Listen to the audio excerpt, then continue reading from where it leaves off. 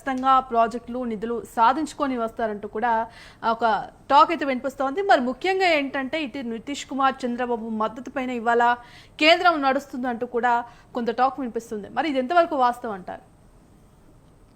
ఈరోజు చంద్రబాబు నాయుడు గారు నీతి Aayog governing council meeting మీద ఢిల్లీకి వెళ్ళారు.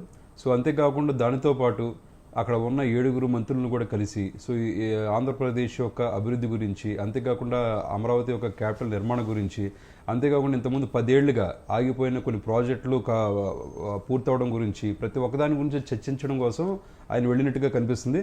అంతేకాకుండా నిర్మలా సీతారామన్ గారితో కూడా కలిసి అసలు ఈ రోజున పోలవరానికి సంబంధించిన నిధులను తీసుకురావడంలో కూడా ఆయన కృషి వర్ణాతీతం. అంతేకాకుండా ఈ రోజున 20 లక్షల దళితుల కుటుంబాలు కూడా పిఎం సౌర్ ఘర్ అనే పథకం మీద కూడా వాళ్ళందరూ కూడా ఇవ్వాలని చెప్పేసి ఆయన కూడా చాలా కష్టపడుతున్నాడని చెప్పి మనకు తెలుస్తుంది సార్.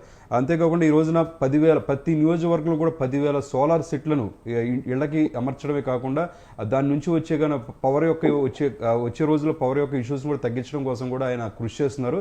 సో ఇలాగా ఎందుకంటే చంద్రబాబు నాయుడు గారు అనుక్షణం కూడా ప్రజల మేలు కొరకు, ప్రజల యొక్క అభివృద్ధి కొరకు కోరుకునే వ్యక్తి.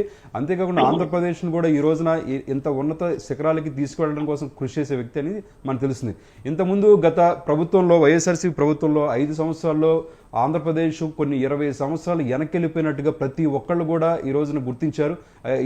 అప్పుడు జరిగిన కొన్ని దుర్మార్గపు పరిపాలన వల్ల, అంతేకాకుండా ఎన్నో స్కామ్స్ వల్ల, అవినీతి పరిపాలన వల్ల కూడా చాలా వరకు ఆంధ్రప్రదేశ్ వెనకడిగింది. సో ఈ రోజున దాని అంతటా కూడా సర్దుబాటు చేసి పునర్నిర్మాణం గురించి, అంతేకాకుండా పునర్వైభోగం గురించి కూడా అహర్నిశలు చంద్రబాబు నాయుడు గారు కష్టపడుతున్నట్టు కూడా మనకు కనిపిస్తుంది. దీంతో పాటు రీసెంట్గా జరిగిన పహల్గామ్ ఇష్యూస్లో కూడా రాజ్నాథ్ సింగ్ గారిని కూడా కలిసి సో వారికి ఎందుకంటే ఈ రోజున మనకి సింధూర్ సో ఆపరేషన్ సింధూర్ కూడా ఎంత విజయవంతమైనది కూడా మనం గుర్తించవచ్చు.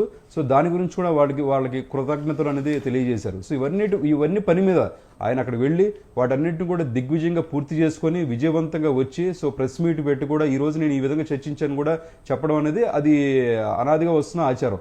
సో కానీ ఇంతకుముందు జగన్మోహన్ రెడ్డి గారు ఎన్నిసార్లు ఢిల్లీకి వెళ్ళినా ఆయన మీద ఉన్న కేసులను తీసుకోవడం గురించి కానీ, సో లేదా వాళ్ళకి రావాల్సిన ఏమైనా తాయిలాల గురించి కానీ, వాళ్ళు ఏదైతే అవినీతిలో కూరుకుపోయిన వాటిని బయటపడడం కోసం ఆలోచన పరంగా కానీ వాటి గురించి మాత్రమే చర్చించినట్టు మనకు కనిపిస్తుంది. ఎందుకంటే ఎప్పుడు కూడా